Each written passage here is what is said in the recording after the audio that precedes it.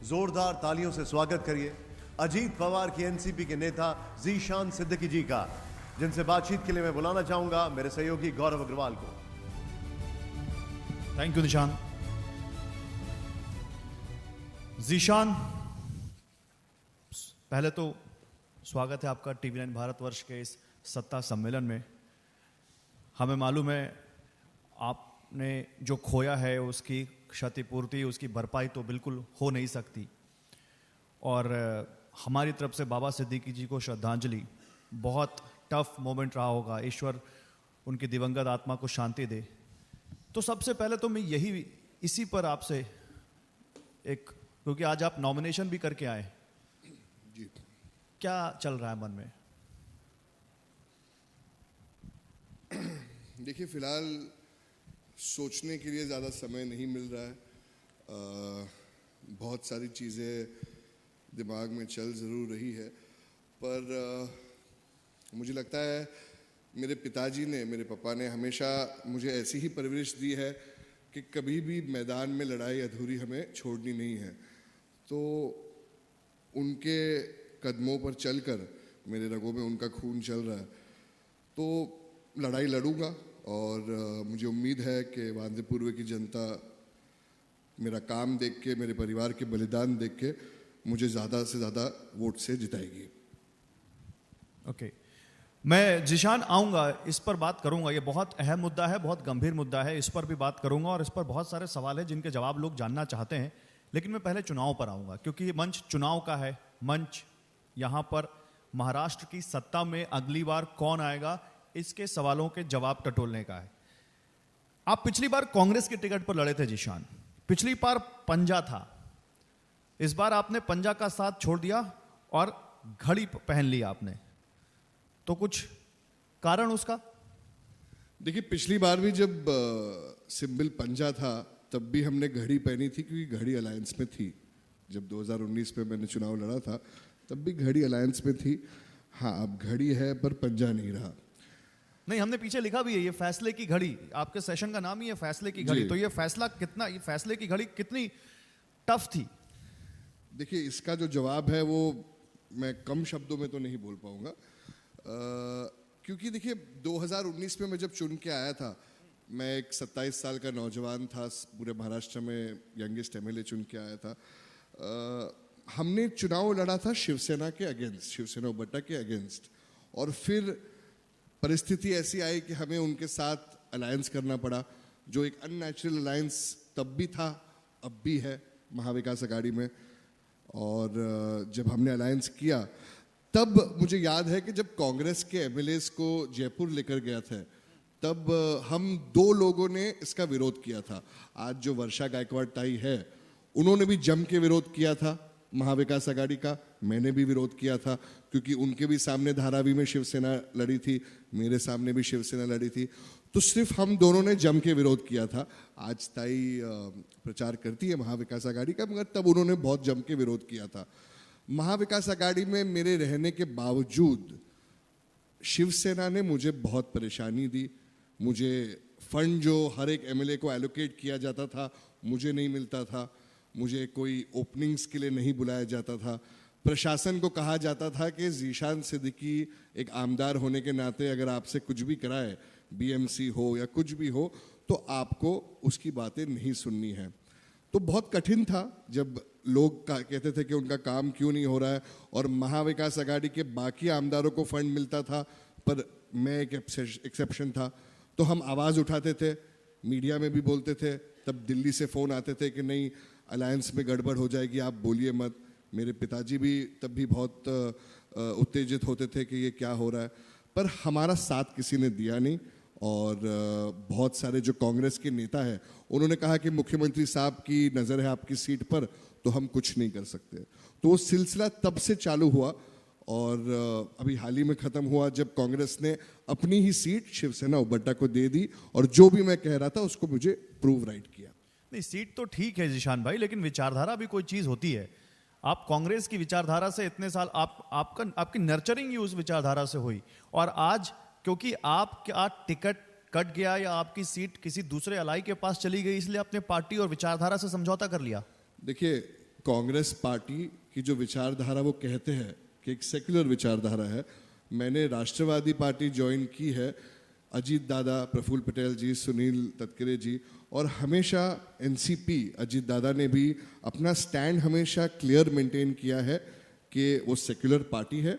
तो मैंने अपनी विचारधारा बदली नहीं है, मगर जो कांग्रेस के अलायंस पार्टनर्स है शिवसेना, वो हर रात अपना विचारधारा बदलते हैं। अच्छा, और शिवसेना शिंदे गुट वो कैसी पार्टी है? देखिए, मैंने जब ये हादसा हुआ मेरे परिवार के साथ, तब मेरे घर पे कोई लोग आए थे, अलग अलग पार्टी से लोग आए थे। उन्होंने कहा था कि नहीं, आपको अनअपोज्ड हम करेंगे, या आप कुछ अभी फैसला मत लीजिए, हम कुछ करेंगे। मगर उसके बाद भी मुझे अंधेरे में रखकर एक खेल खेला गया और उनका अनाउंसमेंट हुआ। तब अजीत दादा ने मेरा साथ दिया, मैं उनका आभारी हूँ। तो मैंने जब ये डिसीजन लिया अजीत दादा को ज्वाइन करने के लिए, तो मैंने राष्ट्रवादी की विचारधारा देखी, तो मैंने एनसीपी को देखकर मैं एनसीपी के पास आया। नहीं, सही बात है, आप अपना फ्यूचर देख कर और अपनी घड़ी और अपना वक्त देख के ही फैसला लेंगे। लेकिन आपने शिवसेना और कांग्रेस के अलायंस को अननेचुरल अलायंस बताया। जरूर। तो यहां पर तो बीजेपी और शिवसेना डबल धमाका है। मैं वही फिर कह रहा हूं। ये कौन सा अलायंस है? नहीं, सही बात है। मैंने जैसे कहा कि हम जब कांग्रेस में थे, तब कांग्रेस ने भी अलायंस शिवसेना के साथ किया था, तब भी हम कांग्रेस को छोड़े नहीं, मैंने कांग्रेस को छोड़ा नहीं, क्योंकि मैं ये कहता था कि मैं कांग्रेस पार्टी से जुड़ा हुआ हूँ, और मैं अब भी कहता हूँ कि मैं राष्ट्रवादी पार्टी से जुड़ा हुआ हूँ। तो हमारे अगर उधर भी अलायंस पार्टनर कुछ और कहते थे, इधर भी अलायंस पार्टनर कुछ और कहते हैं, तो ये सेम चीज है। सेम चीज है। सेम चीज है, क्योंकि कांग्रेस पार्टी वो कहती है कि कॉमन मिनिमम प्रोग्राम होना था। तब जब हम बैठते थे विधानसभा में, तब उद्धव साहब और उनके नेता कॉमन मिनिमम प्रोग्राम को हटकर अलग अलग चीजें कहते थे। तो ये बात इधर भी हो सकती है। तो मोहब्बत की दुकान छोड़कर जीशान सिद्दीकी अब उस गठबंधन के साथ हैं जिसकी दो पार्टियां और दो पार्टियों के नेता, पार्टियां अगर ऑफिशियली तौर पर नहीं तो दो पार्टियों के नेता तो खुले तौर पर हिंदू राष्ट्र की बात करते हैं। देखिए, मोहब्बत की दुकान के बारे में बात करना और दिल में मोहब्बत रखना दो अलग चीज है। अगर शिवसेना उबट्टा एक रात को बड़े गर्व से कहती है कि हमने कुछ चीजें की है, और अगले सुबह वो किसी और इलाके में जाते हैं और वो कहते हैं कि हमने वो चीजें नहीं की है, तो ओवरनाइट कोई सेक्युलर तो बनता नहीं है। तो जब कांग्रेस पार्टी एक ऐसी पार्टी के साथ अलायंस कर सकती है जिनकी विचारधारा उनसे बहुत मीलों दूर है, तो हम जब राष्ट्रवादी में हैं, तो इनकी भी अलायंस पार्टनर्स का कुछ और सोचना हो सकता है। अच्छा, मुझे पता है आप चुनाव लड़ रहे हैं, टाइम कम है, लेकिन मैंने आपके बारे में कुछ पढ़ा। जी। आपको राहुल गांधी की टीम में से किसी ने बोला था कि 10 किलो वेट कम करो तो फिर मैं राहुल गांधी से मिलवाऊंगा। जी। कौन था वो? देखिए, मैंने एक ही चीज सीखी है, अगर मुझे नाम लेना था तो मैं तब भी ले लेता। मैंने जब पार्टी छोड़ी है, मैंने पार्टी में 15 साल दिए हैं, तो मुझे नहीं लगता है कि पार्टी के बारे में या किसी व्यक्ति के बारे में गलत बोलना मुझे शोभा करता है।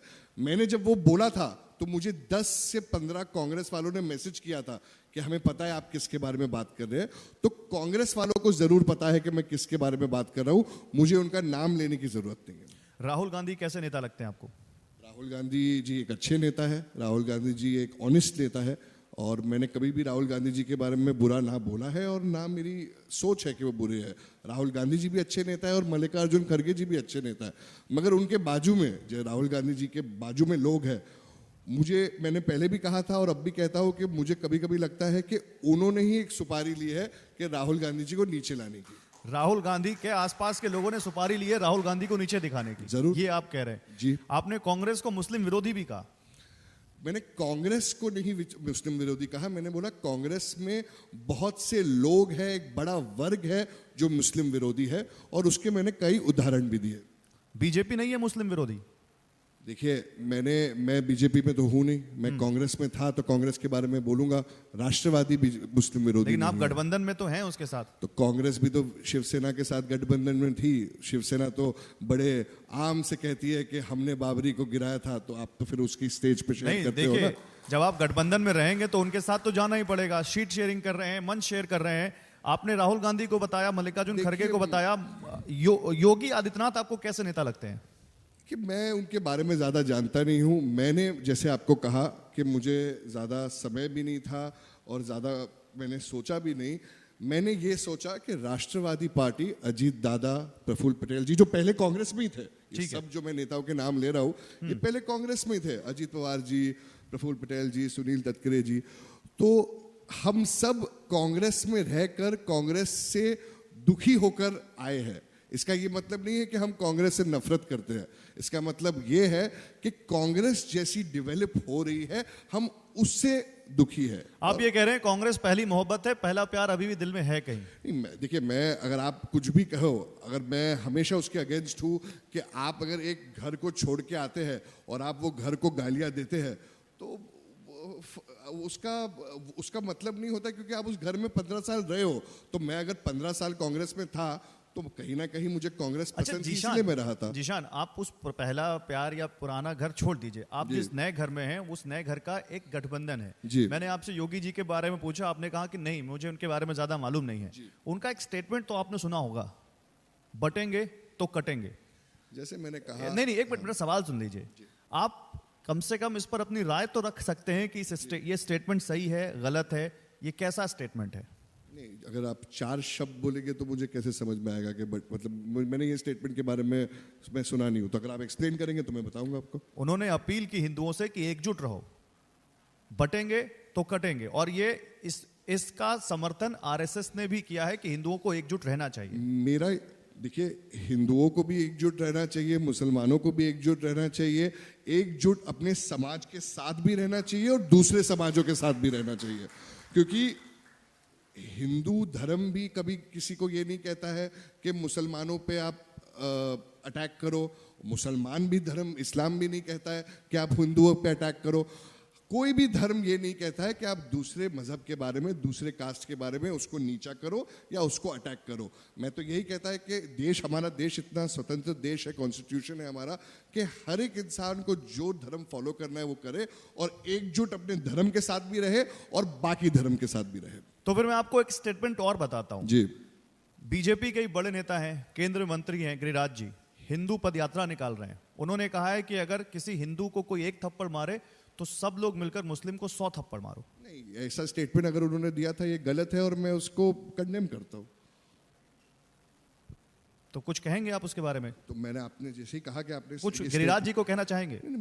मैं कौन होता हूं उनको कुछ कहने के लिए? मैंने आपसे स्टेटमेंट सुना है और अगर आप कह रहे हैं कि किसी व्यक्ति ने स्टेटमेंट दिया है तो मैं ये कहूंगा कि ये स्टेटमेंट गलत है, मगर ये मैंने नहीं सुना है। तो मैं आपके बोलने पे मैं नहीं है, ये है, आप बोल रहे हो तो सही है, मैं मानता हूं। तो नहीं, स्टेटमेंट सही है क्या? नहीं, आप अगर बोल रहे हैं कि सही है, ये स्टेटमेंट से तो मैंने पहले ही कह दिया ना कि स्टेटमेंट गलत है ये स्टेटमेंट।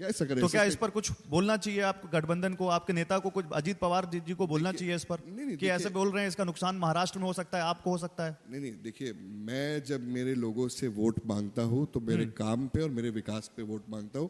और हम कभी धर्म की राजनीति ना हमने कभी की थी और ना कभी करेंगे। कुछ लोग हैं, कुछ पार्टियां में अगर कुछ कहते हैं तो कभी कभी तो बहुत बार ऐसा भी होता है कि उनके पार्टी के बड़े लोग भी कहते हैं कि हम उससे एग्रीमेंट नहीं करते।